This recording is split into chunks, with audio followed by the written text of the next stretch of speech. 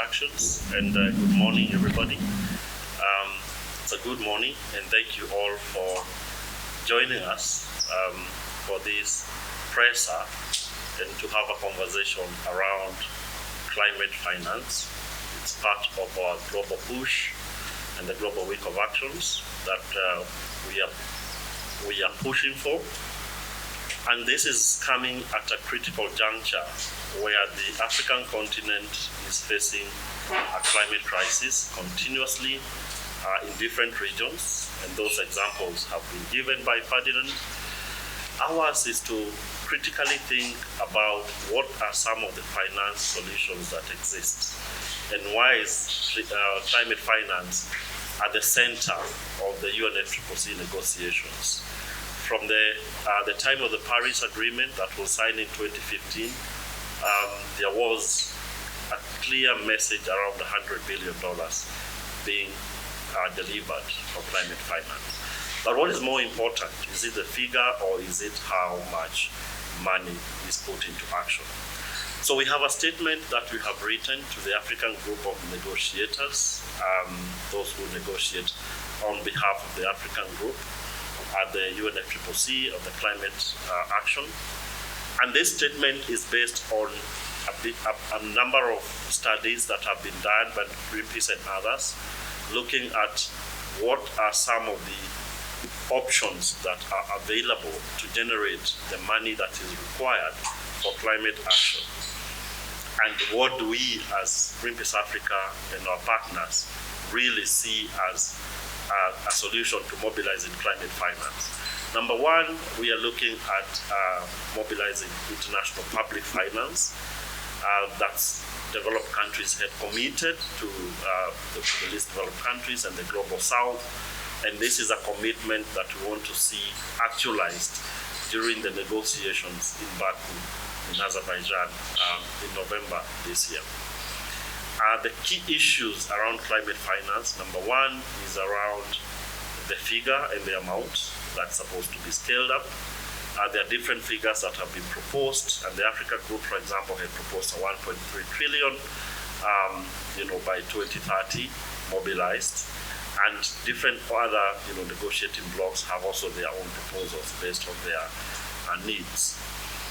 And so what are some of the other options? We are proposing a climate damages tax, especially on the extraction industries and the fossil fuel companies that are polluting.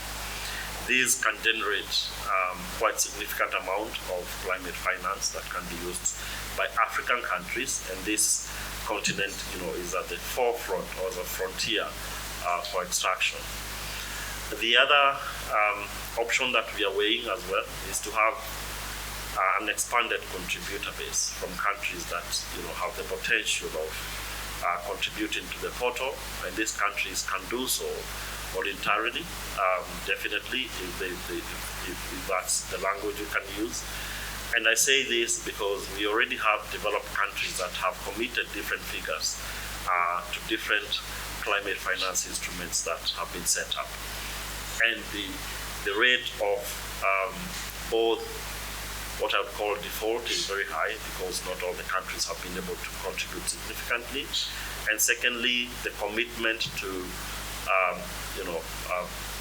provide that finance has not been forthcoming, which is one of the issues that we want addressed, not just now and during the negotiations.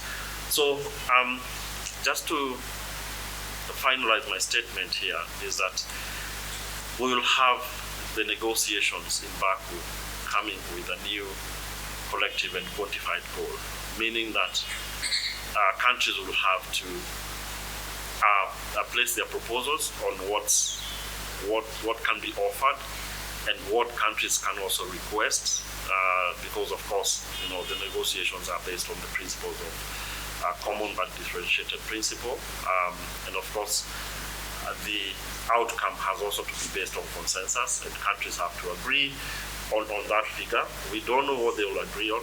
We cannot predict now, but what we are pushing for during this week is that we need finance that is fair, that is equitable, that is able to address the needs of the African continent, and that's able to meet the rising needs of climate adaptation and also climate mitigation, and as well as funding the just energy transition into renewable energy. The other point that we are trying to make here is that the climate damages tax that we are proposing, we have estimated that they will generate an estimate of $900 billion by 2030, starting this year. So that is significant in the sense that it's a source of climate finance that we can scale up significantly. Importantly, and I had said this before as I close my statement, is that there are obligations under the Paris Agreement, Article 9, that countries that have committed to providing the finance should do so in a more open, transparent, and equitable manner. And these wealthy countries should also be providing the means of implementation, and also do so in the lines with the principle of common but differentiated responsibilities in the line of the new goal. So essentially what we are saying that the climate finance that we have is barely significant in many fronts for countries like Kenya. It means that you have, as a country, to weigh your priorities. And this is what normally happens in most African countries.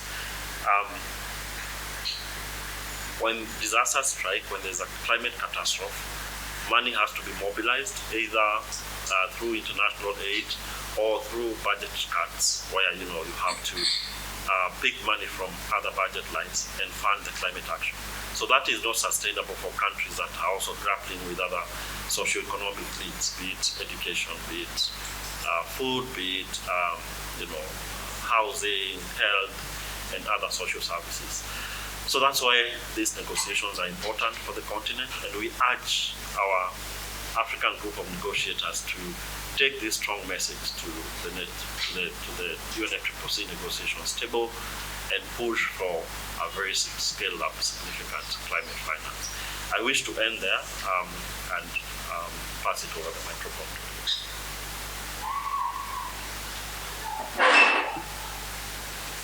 For that question, well, there is a process that establishes the host of the UNFCCC COP negotiations. Of course, it's done on a rotational basis. So essentially, every region gets a volunteer country to sort of host the COP. And it's unfortunate and it's a disgrace that oil-producing countries are taking over that space.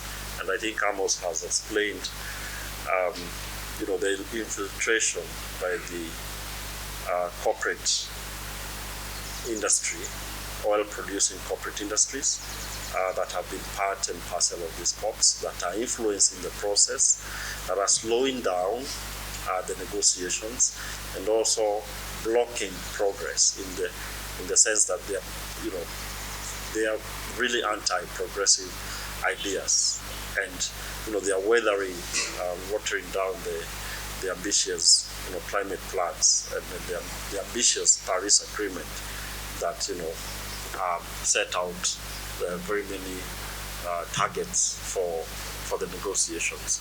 And I think there's also a very related question to that around establishment of a climate fund. There are different mechanisms that are bought by the public sector, and part of our campaign has been to challenge, climate finance instruments that are provided to us in form of concessional loans. There is one in Kenya called FLOCA, Finance-Led Climate Action. It is a World Bank facility for counties to do climate actions in their own respective regions or their own respective counties. The challenge with it is, of course, it comes with very tight conditionalities. And these tight conditionalities mean that the country has to repay that debt with high interest rates. And there are a couple of fiscal spaces that we are struggling with as a country, such as repaying back those debts. That's very challenging. But there is still hope. We, as a country, we have quite a number of grants from bilateral donors and within the international community. And this is actually very much encouraged, in as much as it's not, well, quote unquote, sufficient to address the crisis. If you look at the cost of addressing a crisis like a cyclone in Mozambique or in Malawi, it's quite a lot of heavy resources, being put together. And that's why we are pushing to be far ahead of the crisis so that the money can be appropriated to those communities at the front line of the crisis. They are able to respond to the impacts of the climate change significantly. So the funds exist, not sufficient, and the ones that are being given internationally by the lenders are very complex in the sense that they are attracting a lot of debt for African countries, and that's what we are challenging as organizations. I think I'll give the other question to follow up, because I want to understand this, because we are saying that yes, it's quite unfortunate that these oil producing countries have to host these particular COPs, isn't it? And he clearly says that they are diverting the conversations, they are delaying the conversations. If you clearly know that they are diverting the conversation, you are still holding the COPs, does it mean that because your statement have not heard you calling out that they are not supposed not to be held due to this, because this is a factor, and because if it's going to be held in Baku, and of course they are delaying the conversation, that means even if the agreements are put there, they're going to delay them. Why are you not calling out these particular countries not to hold these particular COPs, to be held in an environment where we are going to see action take? Because the longer it's taking, the more danger we have as a country and as a continent. Yeah, I mean, it's that these countries are taking up the space of those essentially that are supposed to be the front runners or front leaders in the climate action, and that in itself puts the credibility of the process into question, in as much as we are doing it at a global scale. And you ask the question, are we challenging them? Definitely we are. We are challenging countries. We are challenging the Troika, the COP presidency. We issued different statements last year against Dubai and against the president of COP, being that he's a CEO of an oil company, which essentially is supposed to be transitioning and leading by example. Unfortunately, they are not doing that. We'll continue with the campaign. We'll continue with the fight, even at the doorsteps of our political leaders, and we will demand that COPs be hosted by countries that are leading by example, and they are able to lead from the front. So that's how I would address that. And I'm sure you'll see a couple of statements being put out by NGOs since last year, since it was announced that Azerbaijan will be hosting COP this year. Next year we head in Brazil, another big country with quite a lot of biodiversity issues to address, and that will also culminate into a very huge discussion on the national determined contributions. Thank you.